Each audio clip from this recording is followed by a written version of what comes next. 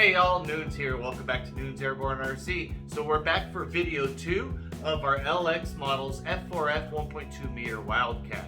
We're going to go ahead and go through the assembly of this video. So let's go ahead without further ado and let's get started.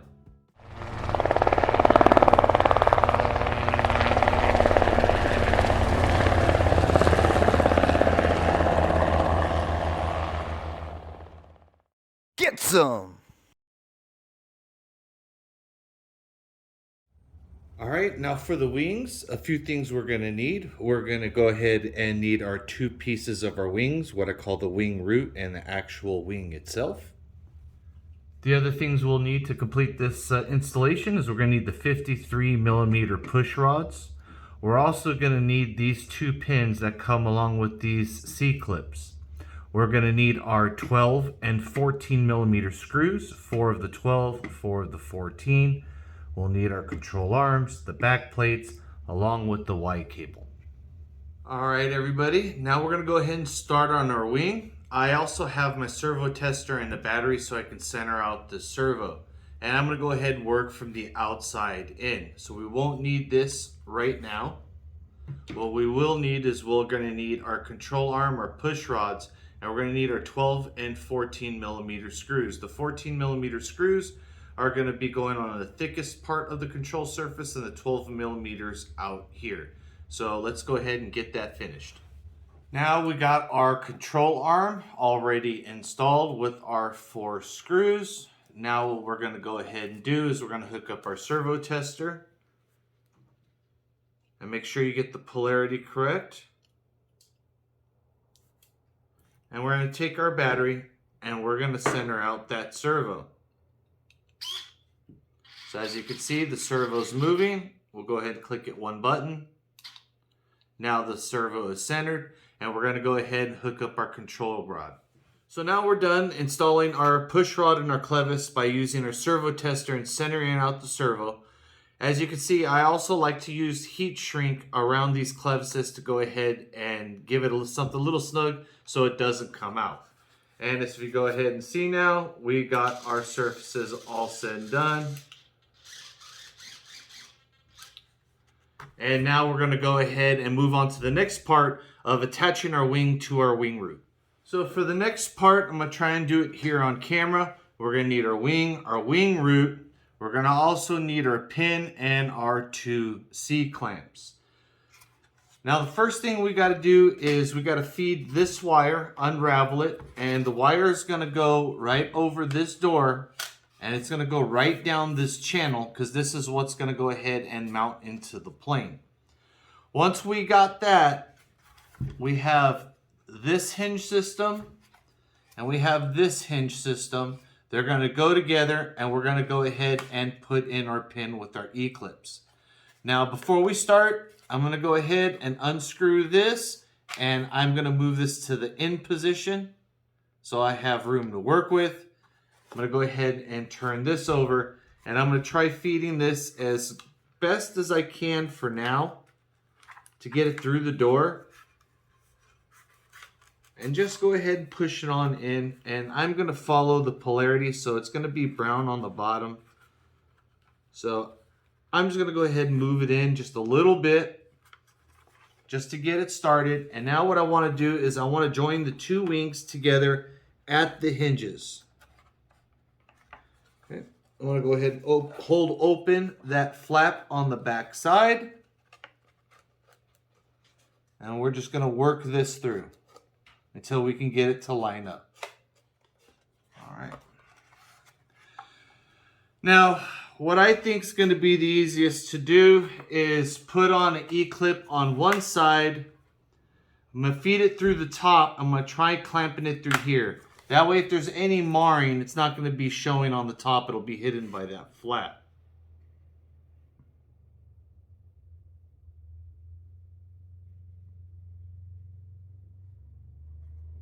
All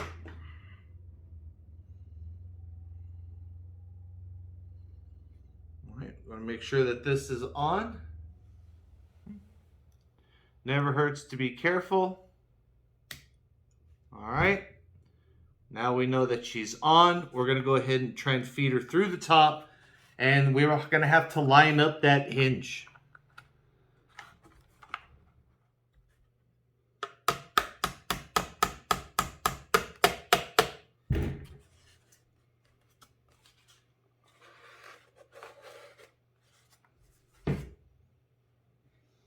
Now for the hard part.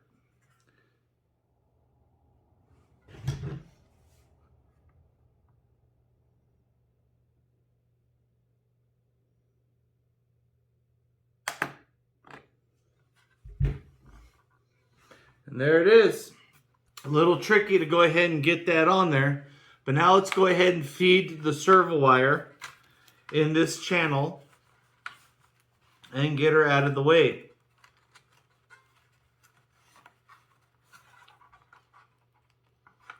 Okay. There we go.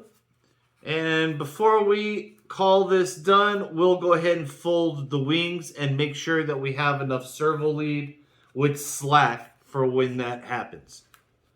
So we're just going to go ahead and push this on in. I like to use my fingers to get it started, and then I will go through with a tool. I like to use a Phillips head. And I just give her a little tiny push on down. You don't have to push her down much, guys. Friction is our friend on foam. All right. Now that we got that in, make sure everything else is pushed down. Out of the way, make it look nice and clean. Now let's see if our wing will fold with that slack that we have right there, which isn't much. So as you can see, it'll fold in. And then she'll come right back and fold out. She does pull out here a little bit. That's not a problem. We can go ahead and just put a little bit of tape right there. Go ahead and lock the wing in place. We'll loosen this up and we'll feed this on through. We'll lock it. And she's locked and ready to fly. So we're going to do the same exact thing that we did here on the other wing. And then when we come back, we'll glue these onto the fuselage. For the next step, we're going to go ahead and install our wing. Now it is a very tight fit. So with duct tape, I went ahead and I removed the paint from all my glue surfaces. That way I'm gluing foam to foam. I also did the same thing right here on the wing. So in essence, we're going to be feeding this wire down through the bay right here where our receiver wires come out. And we're going to glue this wing. It's just going to go ahead and slide right in. Now when you're using this glue, you're going to be making sure that you push this in and you're not going to wait, because if it starts setting, this thing is such a tight fit, it's going to be a hard time to get it in. So let's go ahead and start.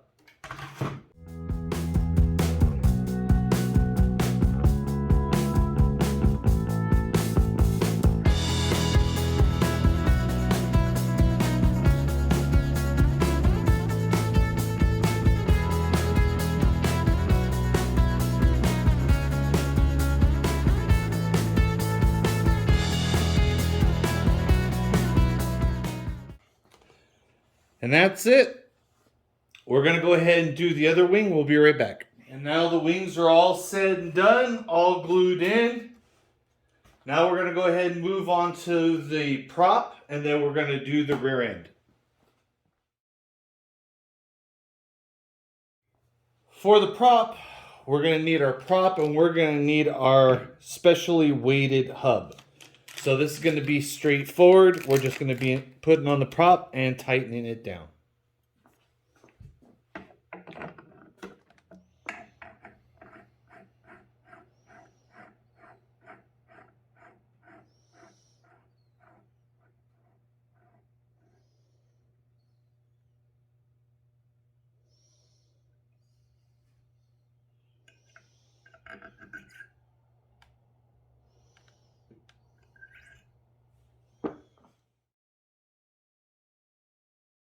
All right, now for the elevator, you're going to need your horizontal stabilizer And as you can see, I already stripped off the paint with tape for the rudder, and I also did this on the bottom where it's going to go onto the fuse. You're also going to go ahead and need your 63mm push rod. You're going to need your control arm, a back plate. You're also going to go ahead and need your 12mm and your 16mm screws. Now to start with the elevator, we're going to go ahead and take our control arm. We're going to take our back plate.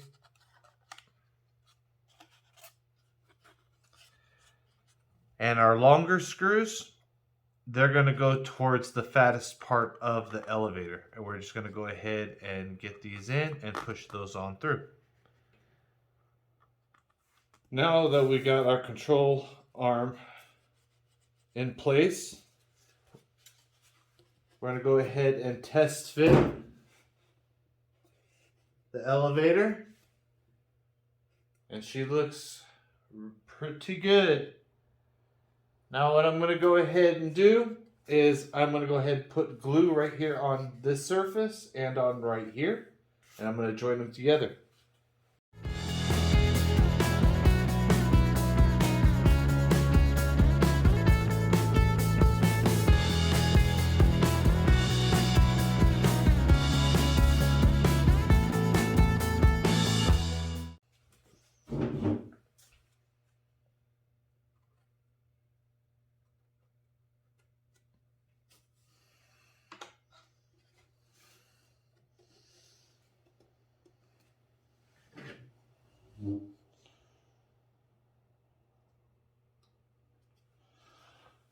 All right, now that we got her on, I'm going to go ahead and peel her back, let her air out.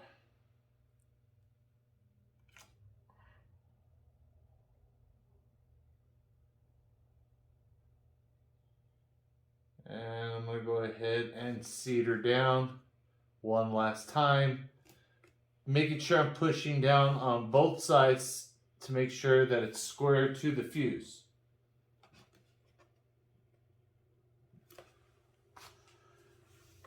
All right. After major gluing on this structural part, especially since I'm going to wrench on it on the rudder, I'm going to let this dry for about an hour. Now we're going to go ahead and move on to the control surface for the elevator. I'm going to go ahead and plug up my servo tester to the elevator.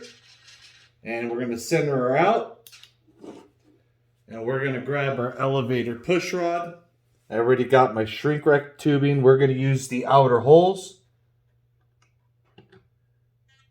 And we're going to go ahead and adjust the clevis until we can get this nice and level. All right, now we're going to snap her on in.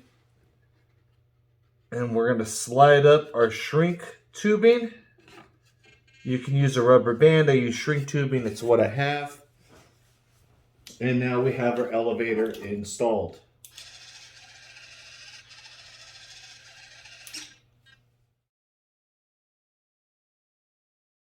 On to the following step. We're going to be doing the rudder. We're going to need our vertical stabilizer, pin hinge, 20mm screws.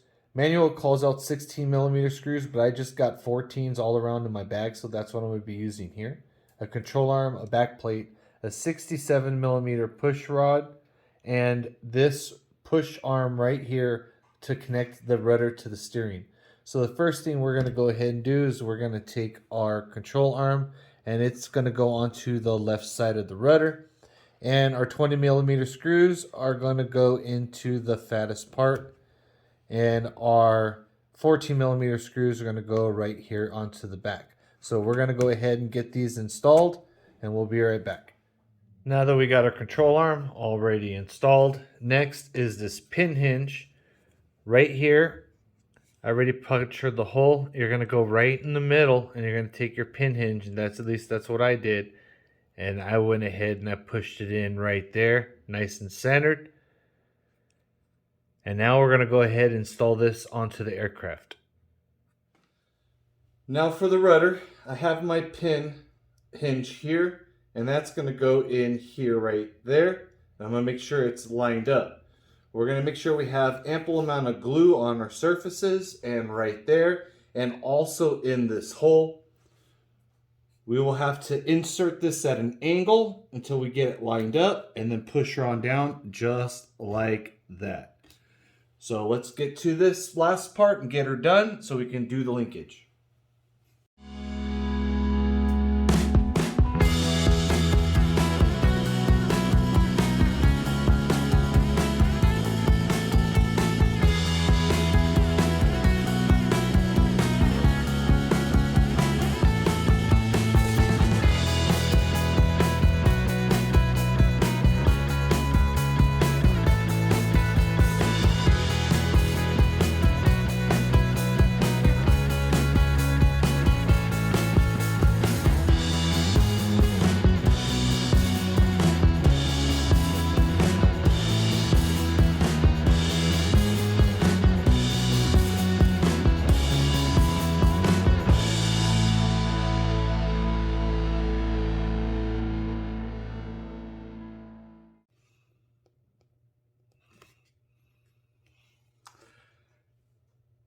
And there she goes, guys. Just clean up whatever extra glue that you have on the model. And we're going to let this dry for about an hour before we move on to the linkage. All right, now we're going to do the linkage for the rudder. We're going to hook up our servo tester to our servo. And we're going to center it. All right, now we got our two linkages. The first one we're going to start is to go on the rudder. So I'm going to put on my shrink tube. And for this one, everybody, we're going to be going on the middle hole on the servo. And this clevis will go on the inside hole of the rudder. All right, and for the next part, we're going to need this control horn or push rod. We're going to put on our shrink wrap. And this one's going to go in the outer hole. So this is for the steering. So this, you'll notice there's a hole. You're going to go ahead and get that in the hole at an angle. Then you're going to bend it out straight. And we're going to put this on the outer control. The outer hole. And we're going to look at it, and it looks like we got it the first time, nice and straight. And there she is, guys. Now we're going to go ahead and snap this clevis on. All right. And we're going to move our shrink wrap tubing forward. All right, now we got everything in place. Let's see if we got it working. It looks like everything's good. So for the next part, we're going to do our scale bits. You're going to need your glue. You're going to need these as well. And you can see I already cleaned off area of paint for these to stick on.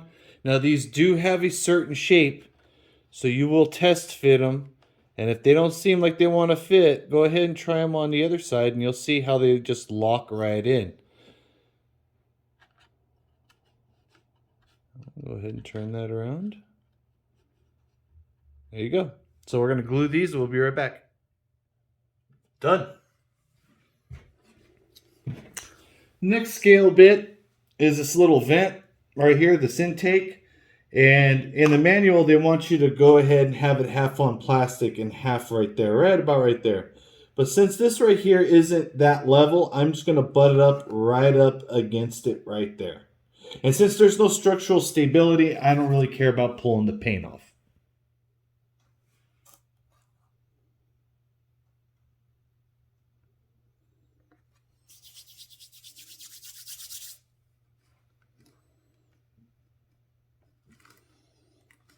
All right, now we're going to do the same thing to the other side.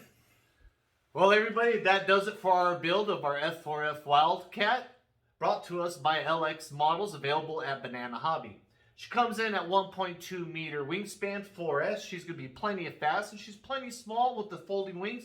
You can keep it in the back of the truck or the car for a daily flyer when you want. The gear on this thing is pretty amazing. Real scale, I think, in my opinion. Now, on the next video, we're going to be going over our CG and our throws. The book CG recommends 60 to 70 millimeters from the front leading edge of the wing. We're going to shoot for 65. So once again, F4F Wildcat, available at Banana Hobby. Noons out.